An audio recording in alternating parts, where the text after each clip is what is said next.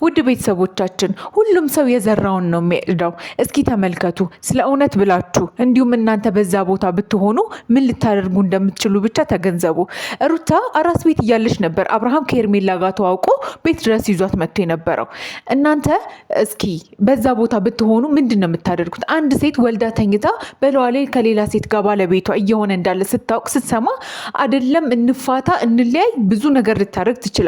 ምክንያቱም በዛ ሰዓት ብዙ ችግሮች አሳልፋ የሴትነት የእርግዝና ጊዜዋን አሳልፋ እንዲሁም ከወሊድ በኋላ ያለውን ችግር ሁሉ ተቋቁማ እንደዛ ወልዳ አጠገቧ ላይ ሆኖ አይዞሽ አለሽ ሊላት ይገባ ነበረ።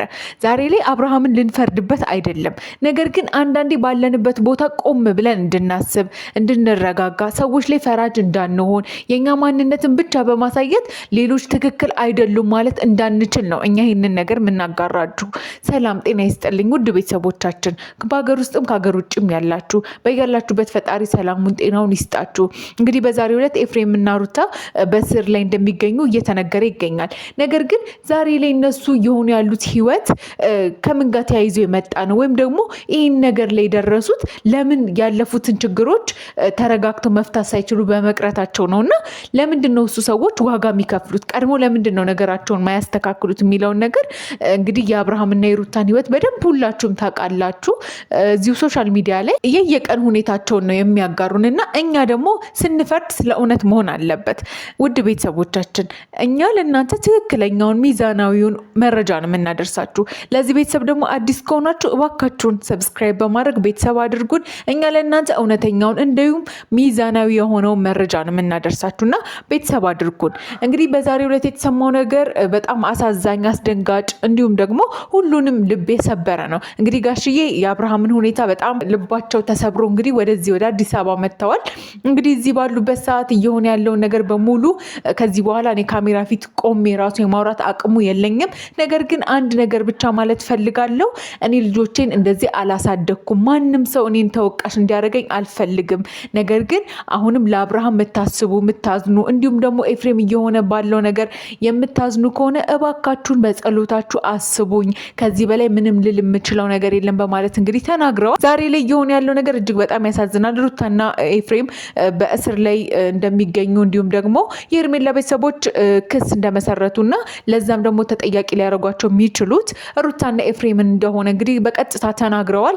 አሁን እንግዲህ ሄርሜላ ያለችበትም ነገር እጅግ በጣም አሳሳቢ ነው። ምክንያቱም እዛው እንግዲህ ከነሱ ጋር ሩታ እንደጨረሰች ነው እዛው የወደቀችውና በወደቀች ሰዓት አወዳደቋ መጥፎ እንደነበረና ውስጧ ካለው ጽንስ ጋር ተያይዞ ከባድ የሆነ ችግር እንደደረሰና አሁን ላይ በጣም በከፍተኛ ሕክምና ላይ እንደምትገኝ ተነግሯል።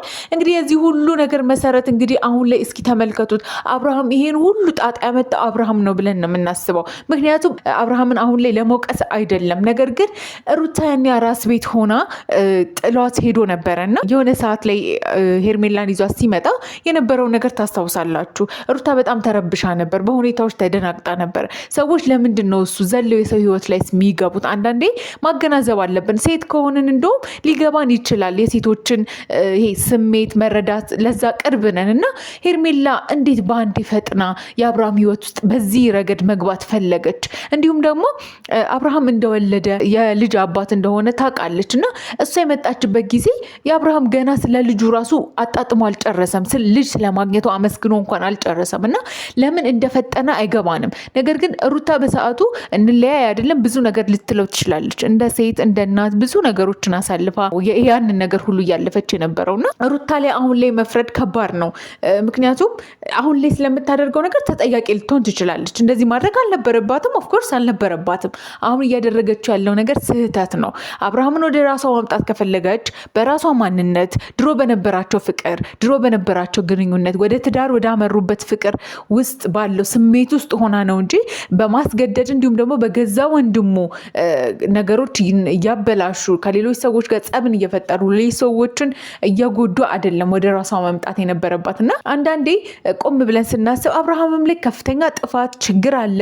እንዲሁም ደግሞ ሄርሜላም ላይ ያው ሰዎች ነን፣ ችግር አያጣንም፣ እንዲሁም ደግሞ ስህተት አያጣንም። ነገር ግን እነዚህን ሁሉ ነገሮች እንዴት ነው ማሳለፍ የምንችለው? ነገሮች ሲፈጠሩ ችግሮች ሲፈጠሩ እዛ ላይ እየደመርን ነው ወይ? እንግዲህ በዛሬው ዕለት ጋሽዬ በጣም በከፍተኛ ሀዘን ውስጥ ናቸው። ልጃቸው በዚህን ሁኔታ ማየቱ ለሳቸው ከባድ ነው። እንዲሁም ደግሞ ኤፍሬም እያደረገ ያለው ነገር ስህተት ነው፣ በቃ ልክ አይደለም፣ ይሄ ወይስ ማን ነው እንደዚህ ያደረገው? ኤፍሬም ይሄንን ማንነቱን ከየት ነው ያመጣው? እኔ ልጆቼን ሳሳድግ ቆንጥጬ ቀጥቼ ነው ያሳደግኩት እና በዚህ መጠን እርስ በራሳቸው እንደዚህ አይነት ጸብና እንዲሁም ደግሞ ጠላትነት ያፈራሉ እርስ በርሳቸው ብዬ አስቤ አላውቅም በማለት እንግዲህ በንዴት ነው ሲናገሩ የነበረው። እንግዲህ ቡዜን አይተናል። የአብርሃምን እህት እያደረገች ያለችው ነገር ትክክለኛ መንገድ ነው። ምክንያቱም እንዴት ሰው በወንድሙ ላይ የዚህን ያክል ጭካኔና በደል ያደርሳል የሚለውን ነገር ቀጥታ ለኤፍሬም ጥያቄ አቅርባ ያለታለች። እንግዲህ ወንድምነቱን ከርተክ ለጠላት አሳልፈ ሰጥተኸዋል። ነገሩ አሰራሩ እንግዲህ አሰሩበት የሚባለው ወይም ደግሞ መተት ነው የሚባለው ነገር እውነት ከሆነ እንግዲህ የገዛ ወንድሙን ለሰይጣን አሳልፎ መስጠት ይሄ በፍጹም አይጠበቅ ነገር ነው። ይሄ ከዛም አልፎ ሩታስ እንዴት እንደዚህ ታደርጋለች? የልጇ አባት ነው። እንደዚህ አይነት ድርጊቶች ሲደረጉ ነገ ተያይዞ የሚመጣ ችግር አለ። ለልጅ ለቤተሰብ የሚተርፍ ችግር ነው። ስለዚህ ይህንንም ነገር ታደርጋለች ብሎ ማሰብና መገመት እንዲሁም መወሰን ከባድ ነው በዚህ ሰዓት ላይ እና እየሆኑ ያሉት ነገሮች በሙሉ በጣም ብዙ ውስብስብ ነገሮች ናቸው። እንግዲህ የሄርሜላ ቤተሰቦች እንግዲህ ከዚህ በፊትም እዚህ መጥተው ብዙ ችግሮችን አሳልፈው እሷ በጠፋችበት ሰዓት እናቷ ታማ እዚህ አዲስ አበባ ሁሉ ነበሩና እንግዲህ አክስቷ ትናንትና እንግዲህ እኔ ተናግሬያለሁ ቀድሜ ይሄ ልጅ አይሆንሽም፣ እንዲሁም ደግሞ በውስጥሽ ያለውን ነገር አስወግደሽ እኛ ዝምድናም ሆነ ከዚህ ልጅ ቤተሰብ ጋር ምንም አይነት ግንኙነት አንፈልግም ሲሉ ነበረ። በጠፋችበትና ተመልሳ በመጣችበት ሰዓት አብርሃምን ተጠያቂ አድርገውት ነበረ። ነገር ግን አሁን ላይ ጭራሽ አብርሃምንም ለመክሰስ እንዳሰቡ ህይወቷን ያበላሸው አብርሃም ነው፣ ስለዚህ እሱንም ተጠያቂ እናደርጋለን እያሉ ነው እንግዲህ። ስለዚህ ኤፍሬምም ሆነ ሩታ እንዲሁም ደግሞ አብርሃም በሄርሜላ ቤተሰቦች ዘንድ ከፍተኛ የወንጀል ተፈላጊ አድርገው ሊከሷቸው እንዳሰቡ እንግዲህ የተለያዩ መረጃዎች እየወጡ ነው። ነገር ግን እንግዲህ እናንተ በነሱ ቦታ ሆናችሁ ቢሆን አስቡትና ሩታ ያለችበት መንገድ፣ አብርሃም ያለበት መንገድ እንዲሁም ኤፍሬም ትክክል ነው ወይ? የሄርሜላስ ህይወት በዚህ ደረጃ የተበላሸበት ምክንያት ምንድን ነው የሚለውን ነገር እስኪ እናንተ ስለ እውነት ብላችሁ እውነተኛውን የእናንተን ሀሳብና አስተያየት እስቲ አስቀምጡልን። ለዚህ ቤተሰብ ደግሞ አዲስ ከሆናችሁ እባካችሁን ሰብስክራይብ አድርጉን። እኛ ትክክለኛውን እውነተኛውን ሚዛናዊ መረጃ ለእናንተ የምናደርሳችሁ ይሆናል።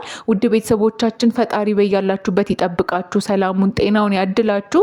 እንግዲህ ለአብርሃምም እንግዲህ ፈጣሪ መለስ አድርጎለት ወደ ራሱ እንዲመለስ፣ ሄርሜላም ደግሞ በጣም ታሳዝናለች።